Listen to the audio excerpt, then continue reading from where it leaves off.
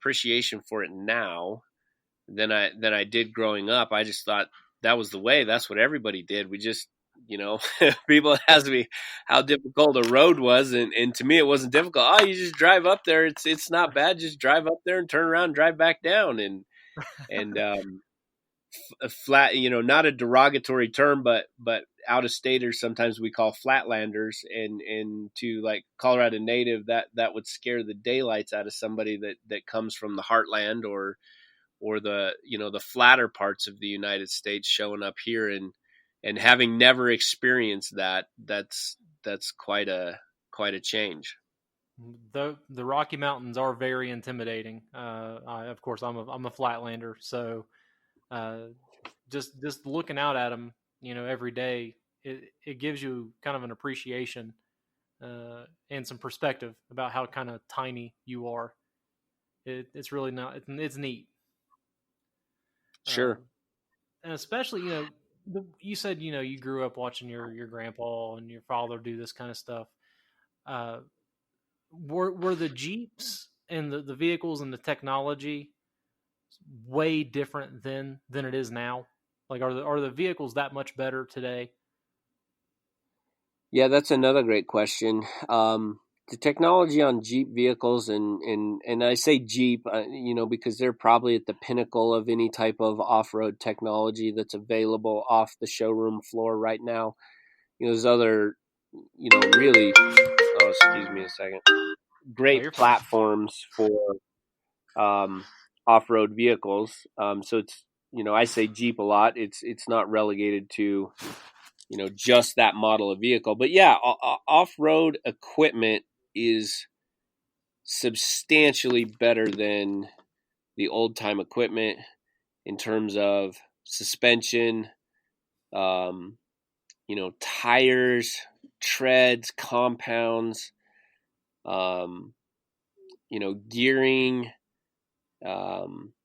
fuel efficiency. Yeah, suspension. I mean, the old Jeeps, I vividly remember my grandfather had 2 gas cans on it just because if you were out for a couple days, I mean, you didn't have the fuel capacity to, just run on a tank of gas out a couple days and run back into town and, have only burned half a tank. So, the capabilities are light years ahead of where they used to be. I inherited a 46 CJ2A Jeep from my wife's grandfather, and driving that around compared to modern vehicles is unbelievable, the changes. Yeah. And those trails out there, I mean, they're not just for Jeeps, right? I mean, do other people recreate on them? Yeah, so we have, and that's a great question too. So, it's the way that the Forest Service and BLM manages public lands and the road and trail system is usually broken down into user group.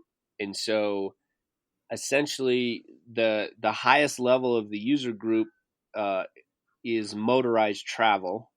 And so if you have a single track trail that is for like dirt bikes, let's say motorized travel, then everything under that is an allowable use on that same trail. So you could mountain bike on that trail, you could ride horses on that trail, you could hike on that trail, and then sometimes it starts to go backwards down underneath those levels of user group. And so if it's open to mountain bikes, you could hike on that trail, you could ride horses on that trail, but then you couldn't ride motorcycles on that trail.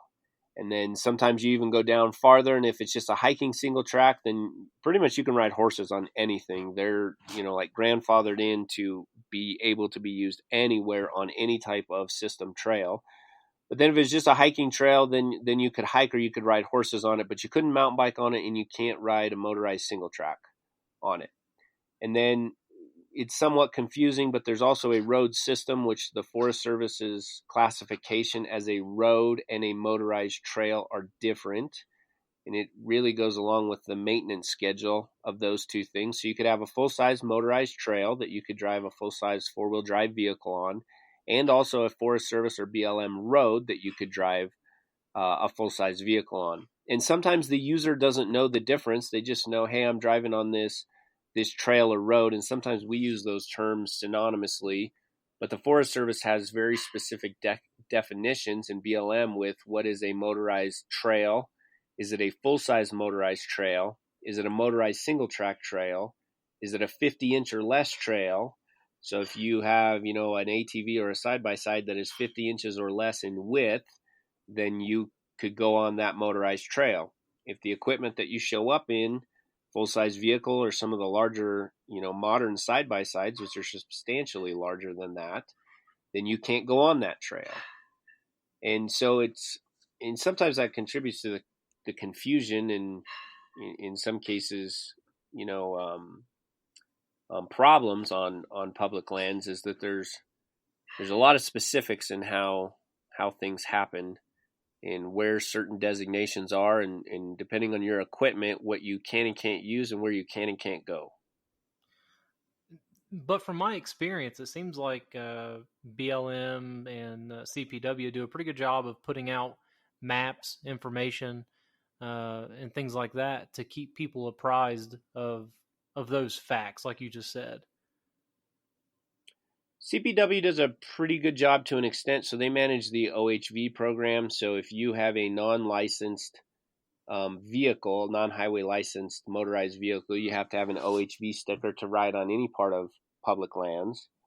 And then if you have a full-size motorized vehicle and you go on a full-size motorized trail, you also have to have an OHV sticker.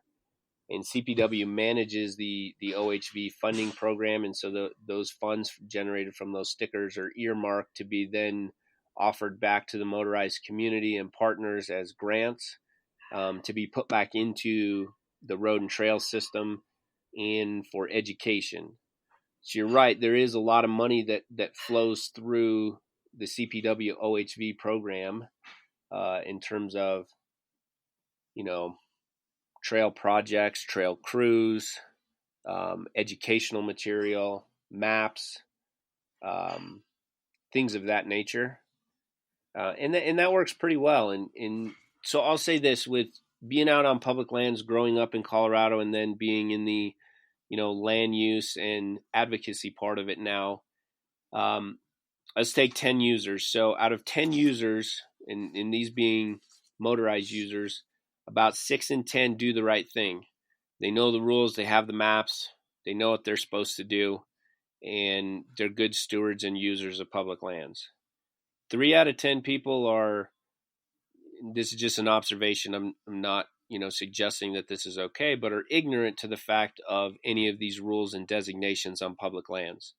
They're not purposely trying to do anything wrong. They just have never investigated. They don't know. They buy that equipment. They come from somewhere out of state. And quite honestly, they think that public lands comes with no rules. Those are public lands. We can go out there. We can, camp wherever we want. We can ride wherever we want. We can shoot wherever we want. We can do whatever we want because it's public lands. And again, they're not being destructive purposely. They just don't know. And in doing so, they cause some, resource damage and some unfortunate situations. And then there's the 1 out of 10 who they don't care. They could be purposely destructive. They're going to camp. They're going to have an all-night party, and they're going to leave their trash, and they don't care. They just are destructive users of public lands.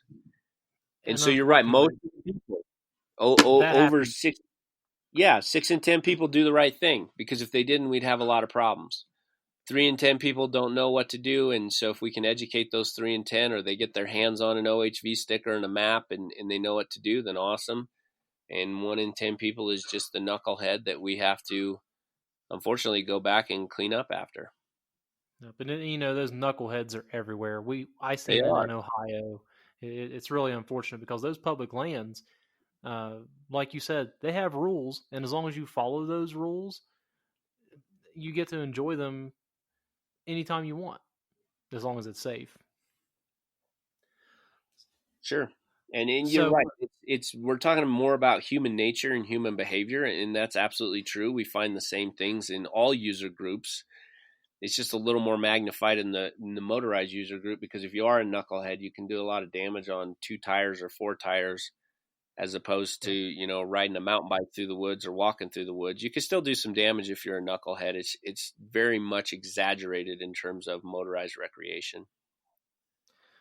So, was there a point in time in your life that you realized the knuckleheads were starting to become a problem, and you were seeing trails get closed, areas closed off? Um, yeah, that's a great question too. So I call that an aha moment, right? Like all of a sudden Mm-hmm. you're a user and then you have this aha moment like, holy cow, I like doing this stuff, and if I don't start becoming a solution instead of just an average Joe user, then it might not be here for me to use in 10 years, or my children might not be able to enjoy these areas in this same type of recreation. I have two young boys, a 7-year-old and a 3-year-old, and they love going out. And so in 2016, I had this aha moment, and it was partly because of our own user group. But there's also some people and some groups in Colorado that don't think a lot of people should be on public lands and a lot of uses should be allowed on public lands. And the motorized community is kind of put under the spotlight. But truth be told, there's a lot of people that just think there's too many people recreating on public lands. It doesn't matter what you do. There shouldn't be that many people out. Public lands are a really finite, delicate resource, and we just can't trust people to be out there and not to screw things up. And so in 2015, there was a lawsuit filed by several groups against the Pike and San Isabel National Forest, and that's one of those districts. There's 6 districts within the Forest Service: Pike and San Isabel National Forest, and the grasslands out in eastern Colorado. And so they challenged several of the Forest Service process and evaluation and their motor vehicle use map, and with the goal of closing down as many miles of road and trail as possible.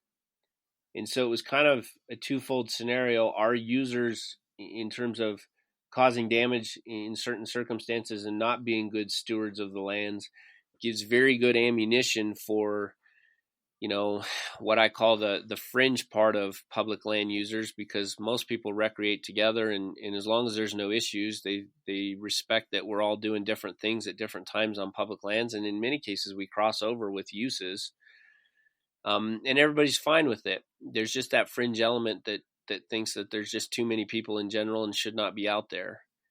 And so our users gave a lot of ammunition to the fringe group. So, roads and trails have suffered closures as a result. But this lawsuit threatened to close up to 50% of all motorized roads and trails in the Pike San Isabel National Forest, and that's over 2,500 documented routes.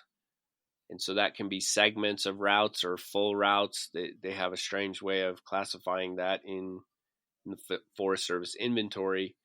But that really hit home for me because a lot of the areas that I like to go would be off limits then, in terms of motorized recreation. So something that you could easily drive up in a day trip and go fishing and then come back in the same day would probably require a pretty substantial overnight backpacking trip to access.